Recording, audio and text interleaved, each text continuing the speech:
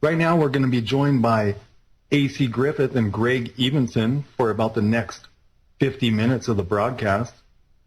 I'm going to bring on AC Griffith first, and then we'll introduce Greg Evensen.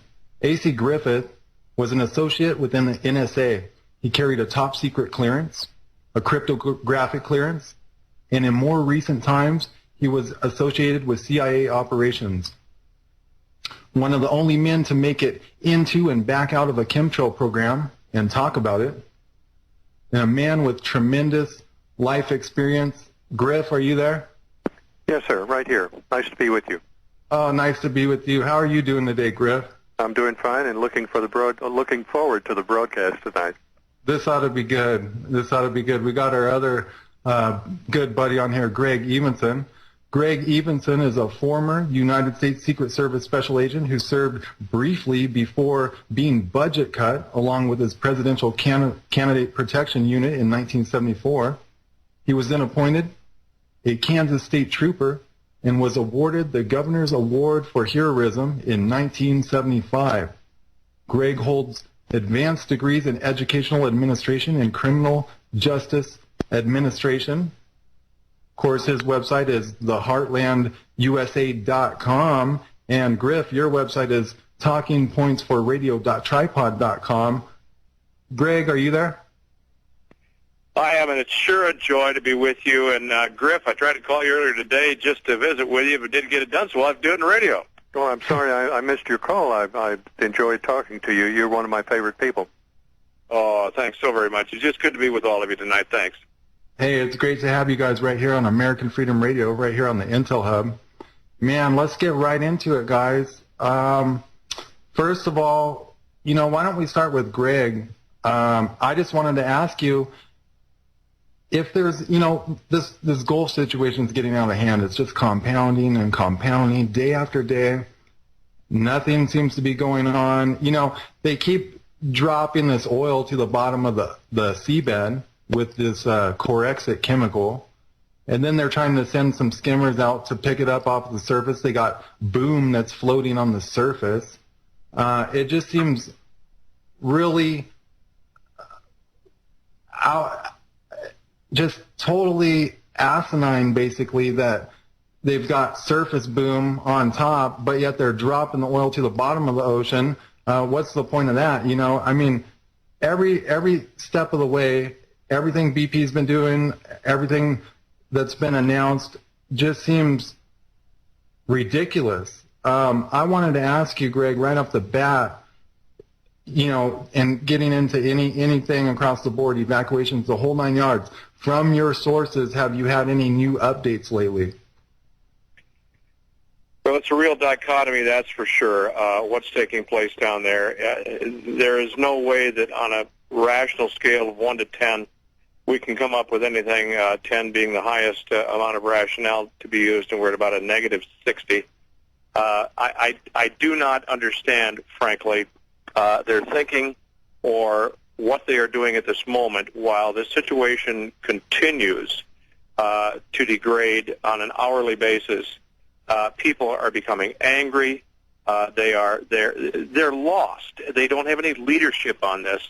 And although we have reported the best we could over the last several weeks on this situation, I can tell you that the efforts to go ahead with a plan that makes any kind of sense, and with an evacuation procedure that has already been put together and is ready for implementation, I cannot begin to tell you why at this point, with the dangers that are already present, there have not been at least limited evacuations to remove those people most susceptible to the harm that would be caused by continued exposure to these elements down there that are absolutely debilitating to the human body. There is no rationale. My reports, the latest reports that I can tell you, is that there are individuals stacked on top of individuals down there who are in meetings constantly faced with one or two issues, either to evacuate or not to evacuate, and the impact that it's going to have and how they deal with that in protecting infrastructure and dealing with the obviously the fallout that would come from any kind of evacuation. Because you see, when that happens, there will be a stampede effect, the falling of the dominoes, if you will, because people will see that then as the beginning of the great, I hesitate to use the word tribulation, but in the sense of the people down there, it certainly would be. So we're just at the cusp of this. We're literally waiting for these people to make some kind of decision. That's what they're paid to do. That's what they're supposed to do. And we're not getting leadership either from Washington, the state capitals, the state and federal liaison groups are not working on this, and the situation degrades. I wish I had a better answer. I wish I had a more informative answer, but I believe that's the best that can be reported at this moment. Yeah, it's like exactly. If someone doesn't get in there and do something and at least do limited evacuations, this situation is just going to compound and it could turn into a Mad Max scenario. Griff, what's your take on this? I did a 2-hour broadcast last night, and we talked about this very thing, and I presented my opinion. People do things. There's an axiom in law that people do what they want to do. If you want to rob a bank, you rob the bank. Why did you rob the bank? Because you wanted to rob the bank, you know. Mm-hmm.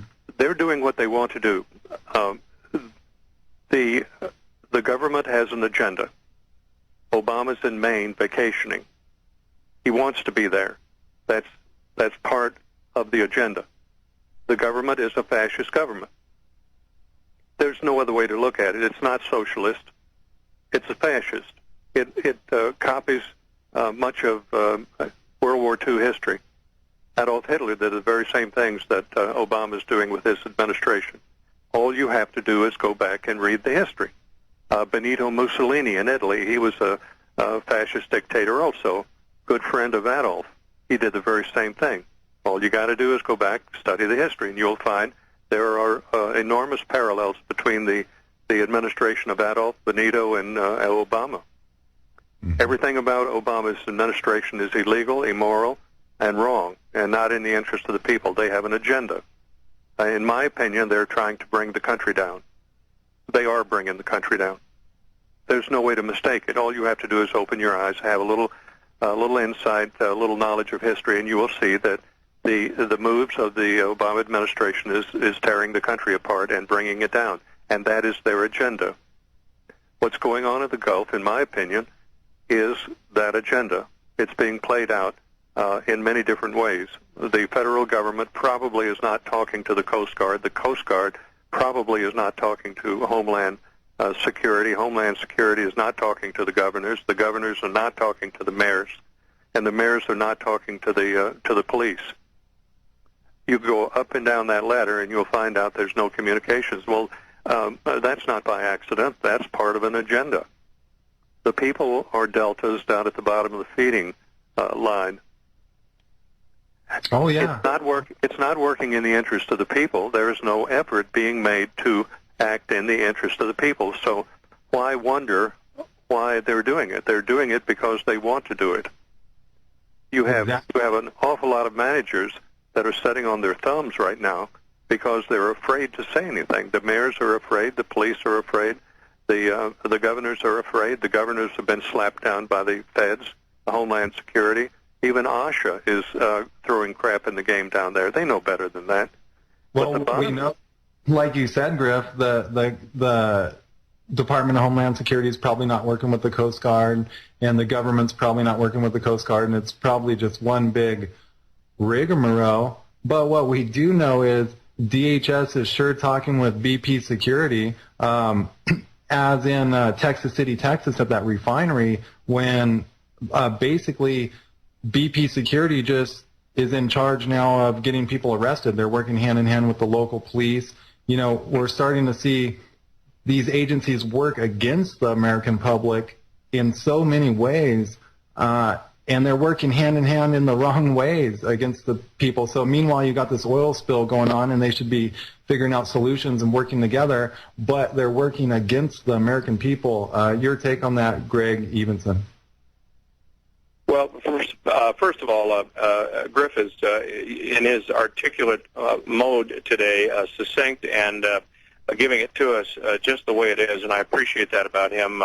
You can count on that coming from him. He is highly informed, and I believe he's not pulled any punches on this, and I echo his sentiments precisely. The fact is, I believe that if we could somehow be a fly on the wall in one of these meetings, I believe that we would hear something to the effect. Now, you understand I've not been there, and I'm not. This is hypothetical. But I believe that you would hear something to the effect that, well, this is what we can do, and this is what we can do right away, and this is our plan down the road. But keep in mind that if you do this and you destroy the Gulf economy, you see, it's the local managers, the politicians,